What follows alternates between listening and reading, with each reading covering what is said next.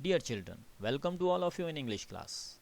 Today we read a poem that is The Reveal, which is written at the end of the chapter 2, that is A Gift of Chapels of your book Honeycomb. Dear children, this poem consists of 15 couplets. Dear children, I divided the whole poem in 7 stanzas. Moreover, I divided the poem in 2 parts. In first part, we read first 4 stanzas and the rest of the stanzas we read in next part. Dear children, first we understand what is reveal. A reveal is a person who resists any authority, control or tradition. He or she would rise in opposition against a established government, leader और any authority. प्यारे बच्चों, सबसे पहले तो जाने reveal क्या होता है.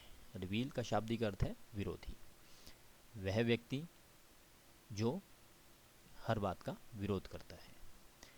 बच्चों, आपको सोसाइटी में भी ऐसे लोग मिले होंगे जो हर बात का विरोध करते हैं और हर काम हटके करना चाहते हैं, सोसाइटी से हटके करना चाहते हैं.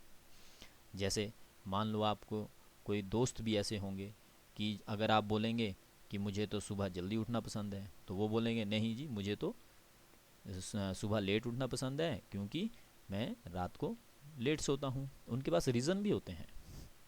इसी प्रकार अगर आप बोलेंगे अभी मुझे पढ़ना है, तो बोलेंगे नहीं, अभी जो मुझे खेलना है. तो such type of persons you found in society. प्यारे बच्चों, इस प्रकार के नेचर जो है कई बार सोसाइटी के लिए अच्छा भी होता है और कई बार यह हार्मफुल भी हो जाता है. मान लीजिए कोई अंधविश्वास है, अगर वो व्यक्ति उस अंधविश्वास के अगेंस्ट खड़े होते हैं तो वो सोसाइटी के लिए वैल्यूएबल होते हैं, मगर अगर वो अच्छी बात का विरोध करते हैं तो वो सोसाइटी के लिए हार्मफुल हो जाते हैं. तो प्यारे बच्चों, इसी प्रकार यह भी पोम जो है डीजे एंड राइट जो पोएट हुए हैं उन्होंने लिखी है और इसमें रिवील के नेचर के बारे में बताया गया है. बच्चों, मैंने यहाँ पे आपको एक बात की थी कि यह पोम जो है 15 कपलेट्स में बनी हुई है. Dear children, what is couplet? A couplet is a sentence which consists of 2 parts.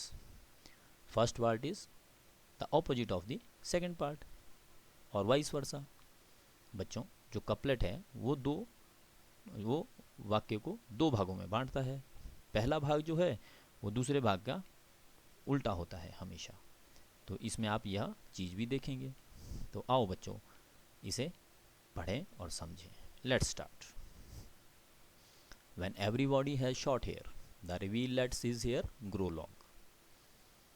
Dear children, when the reveal encounters a group of people with short hair, he would allow his hair to grow long because he derives pleasure and satisfaction by going against the grain. बच्चों, जब reveal ऐसे समूह को देखता है जिन लोगों के बाल छोटे छोटे हैं, तो वह अपने बालों को लंबा रखने का प्रयास करता है क्योंकि उसे सामान्य तौर तरीकों से विपरीत काम करने में असीम आनंद का अनुभव होता है. However, when everybody has long hair, the reveal cuts his hair short. और इसके विपरीत अगर कोई लंबे बालों वालों को देखता है सोसाइटी में, तो वह अपने बालों को छोटा करवा लेता है.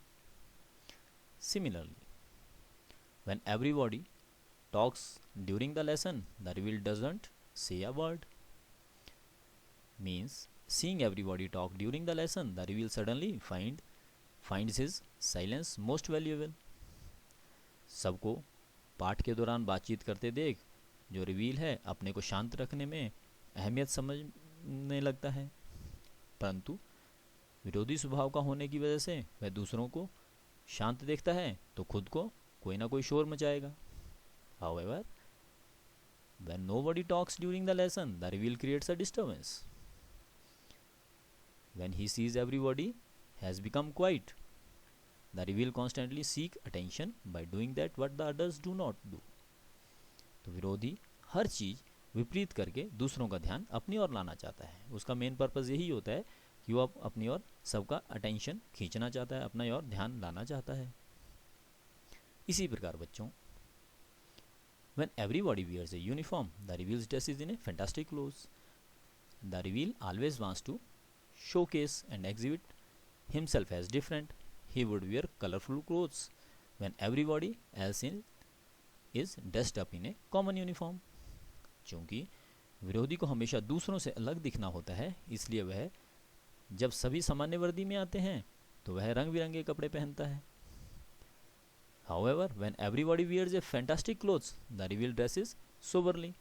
पर वैसे ही वह दूसरों को रंग बिरंगे कपड़ों में देखता है तो खुद को सामान्य वर्दी में लाने की इच्छा को वह रोक नहीं पाता है. This is the nature of the reveal. Similarly, in the company of dog lovers, the reveal expresses a preference for cats. When reveal finds himself in the company of dog lovers, he begins to prefer the cats. Or on other hand, in the company of cat lovers, the reveal puts in a good word for dogs. On other hand, on being surrounded by cat lovers, he will put a favorable word for dogs. प्यारे बच्चों, जब विरोधी कुत्तों के प्रशंसकों के समूह में पाता है तो वह स्वयं बिल्ली की प्रशंसा करता है, और इसके विपरीत जब वो ऐसे समूह में है जहाँ बिल्ली की प्रशंसा हो रही होती है तो वह कुत्ते के लिए प्रशंसा के शब्द बोल पड़ता है. Means his preference and choice never seem to match with anyone else in the group. उसकी पसंद और उसका चयन कभी भी उसके समूह के दूसरे लोगों से नहीं मिलती. So dear children, these are first 4 stanzas which we read today.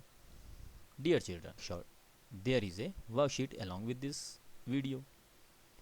Kindly solve the questions given in the worksheet so that you can make more understanding about this poem. Thank you. Be happy and safe.